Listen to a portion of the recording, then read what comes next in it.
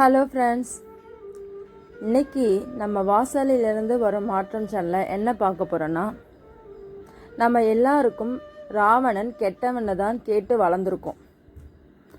ஆனால் உண்மையில் அவர் கெட்டவரா? ஆனால் ஒரு நிமிஷம் யோசிச்சு பாருங்க, அவர் ஒரு சாதாரண ராஜாலாம் இல்லை. ராவணன் ஒரு பெரிய சிவபக்தன். அவர் ஒரு பெரிய அறிவாளி. இலங்கையை நல்ல செல்வ செழிப்பான நாடாக அவர் மாற்றினார். அப்படி இருக்கும்போது அவர் எப்படி தோற்று போனார்? அதுக்கு என்ன காரணம் இருக்குன்னு நினைக்கிறீங்க? வாங்க பார்ப்போம். அவர் தோத்ததுக்கு முக்கிய காரணம் அவருடைய அகங்காரம், ஈகோ. அவருக்கு எச்சரிக்கை வந்தது. விபீஷணன், அவருடைய தம்பி விபீஷணன் எச்சரித்தார். அண்ணா, இது வேண்டாம், இது தப்புன்னு எவ்வளவோ எச்சரித்தார்.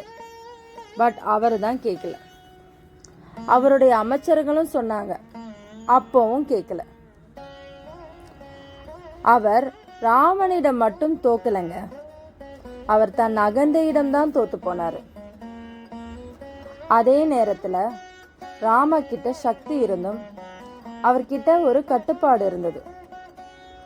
அதுதான் ரெண்டு பேருக்கும் இடையில ஒரு வித்தியாசம். ராமாயணம் ஒரு கதை மட்டும் இல்லை, அது நம்ம வாழ்க்கைக்கு ஒரு பாடம். ராவணன் கதையில நமக்கு கிடைக்கிற பாடம் என்னன்னா, திறமை இருந்தாலும் அகந்தை இருந்தா வாழ்க்கை தோத்துடும்.